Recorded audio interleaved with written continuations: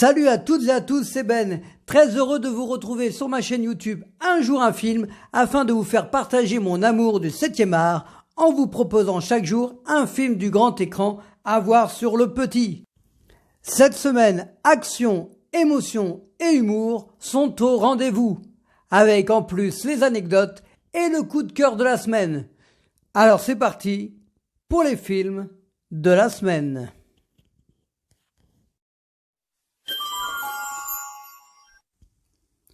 Robin des Bois, Prince des voleurs, est un film américain datant de 1991, réalisé par Kevin Reynolds, avec Kevin Costner, Morgan Freeman et Alan Rickman. Robin de Locksley va revenir sur ses terres et découvre que le shérif de Nottingham règne en tyran sur l'Angleterre. Encore une adaptation de Robin des Bois, où on se souvient de celle avec Errol Flynn ou le dessin animé de Disney.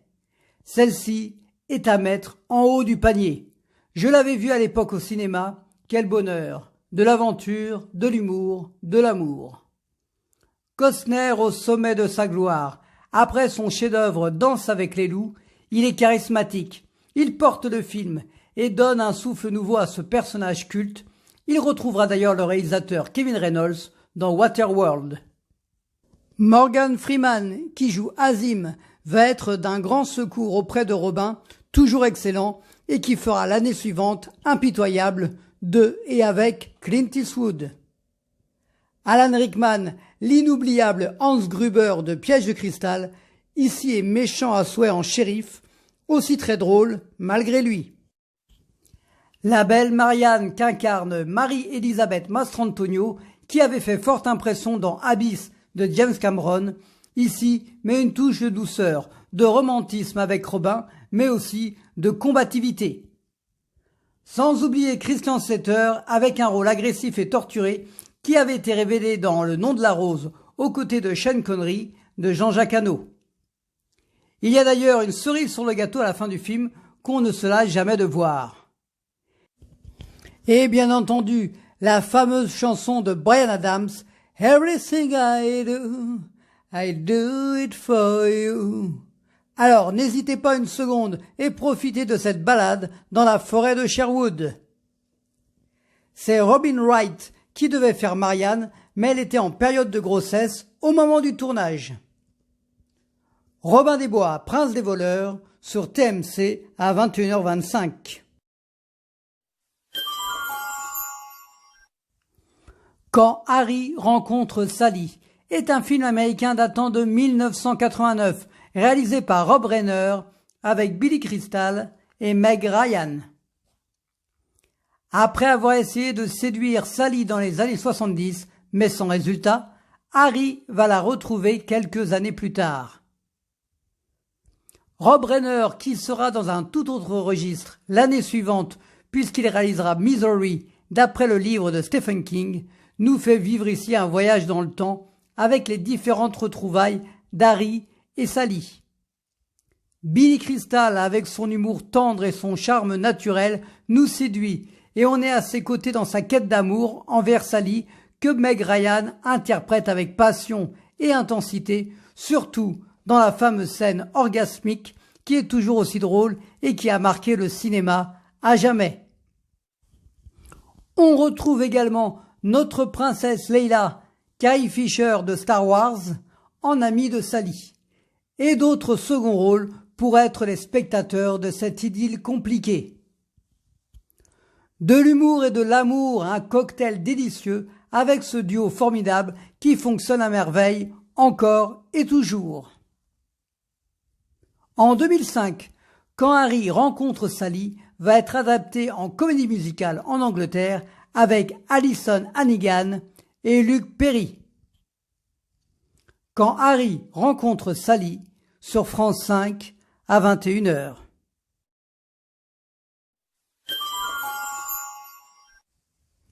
Everybody's Fine est un film américain datant de 2009, réalisé par Kirk Jones avec Robert De Niro et Drew Barrymore.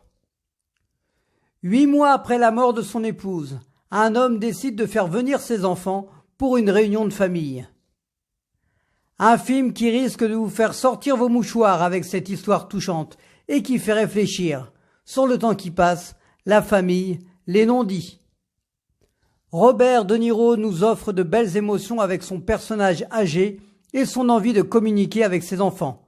L'acteur confirme une fois de plus qu'il peut tout jouer.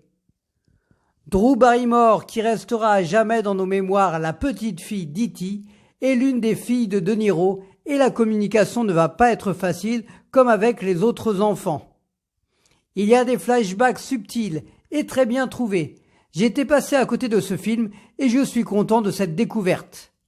Alors, ne retiens pas tes larmes. Pleurer, ça fait du bien. Surtout au cinéma. Everybody's Fine est un remake d'un film italien datant de 1990 avec l'excellent Marcello Mastroianni. Everybody's Fine, sur Arte, à 21h.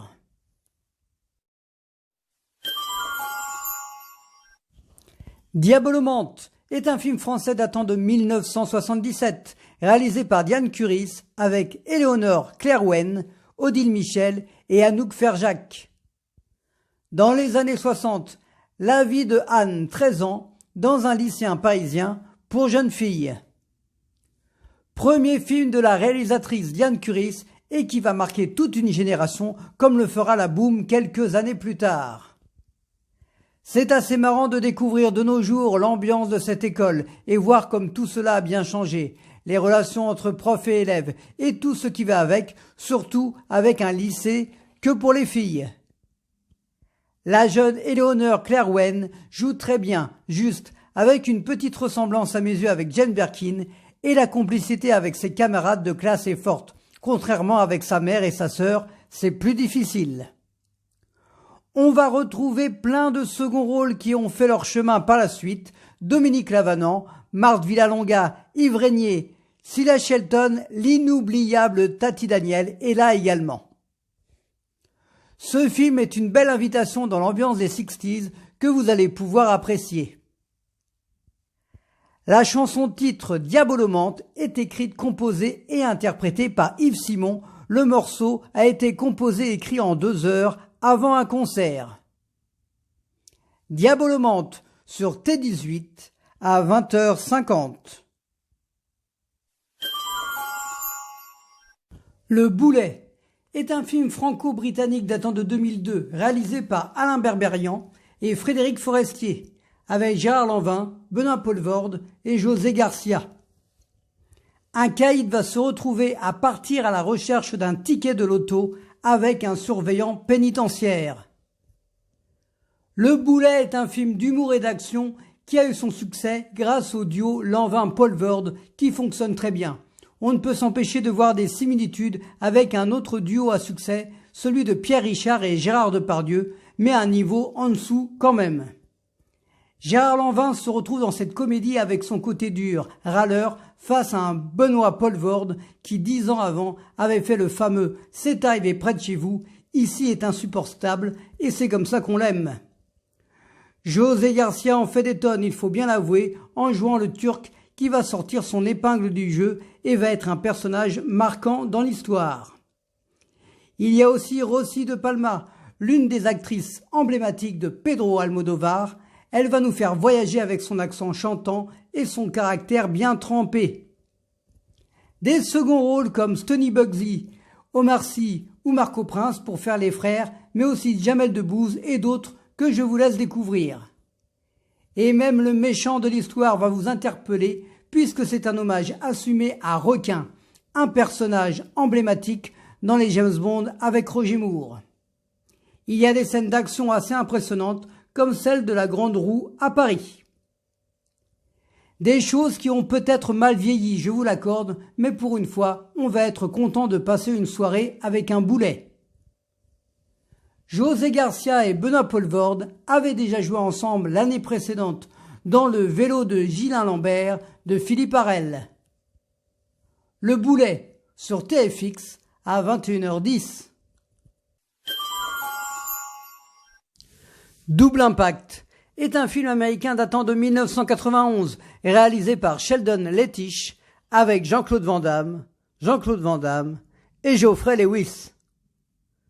Deux frères jumeaux qui ne se connaissent pas vont se retrouver au bout de 25 ans afin de venger leurs parents. Deux Vandame pour le prix d'un, c'est pas beau ça? On l'a rêvé, Sheldon Lettich l'a fait. Les ingrédients d'un bon Vandame sont là, de l'action, des combats, des dialogues pas très subtils, avec des hommes costauds, virils, prêts à sortir leurs poings. Jean-Claude en jouant deux personnages différents, l'un plutôt calme, gentil, mais sachant se battre quand il faut, l'autre les cheveux plaqués, gros cigare, macho, qui lui ne perd pas une occasion pour frapper, les deux sont là. Pour canaliser les deux Vandame, Geoffrey Lewis, un grand acteur fidèle compagnon de Clint Eastwood, avec qui il a fait plusieurs films, va être le lien entre les jumeaux. Des méchants qui font peur, une touche féminine avec notamment une scène érotique très vidéoclip, voilà ce que vous allez pouvoir retrouver dans ce film d'action des années 90. Le film est connu pour avoir réalisé la meilleure audience de la chaîne M6 le 8 janvier 1996, battant les éditions spéciales de TF1 et France 2 consacrées à François Mitterrand, mort le matin même. Double impact sur RTL 9 à 20h55.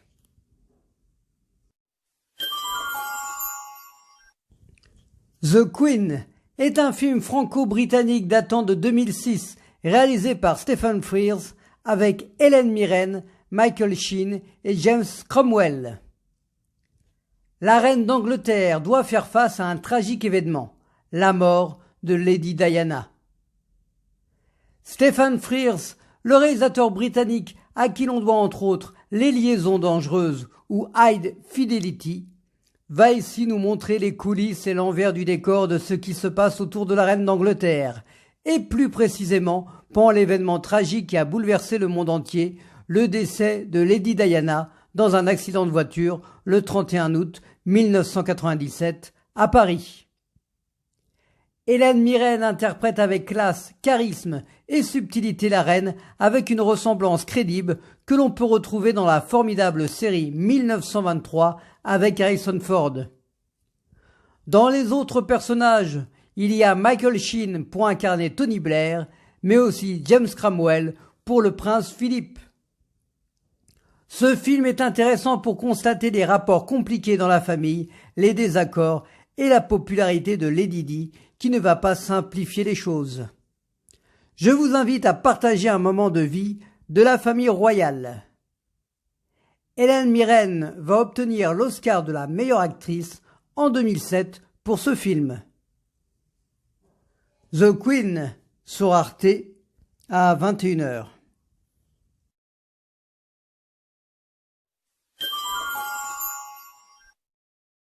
Mon coup de cœur de la semaine sera Robin des Bois, Prince des voleurs, une version que j'adore, que je vous invite à retrouver. Voilà, c'est tout pour les films de la semaine. J'espère que cette sélection vous a plu. N'hésitez pas à liker, à partager, à commenter et à vous abonner si ce n'est pas encore fait, mais aussi à activer la petite cloche pour savoir chaque jour le film qui correspond. Quant à moi, je vous souhaite une bonne semaine à toutes et à tous et je vous dis à la semaine prochaine.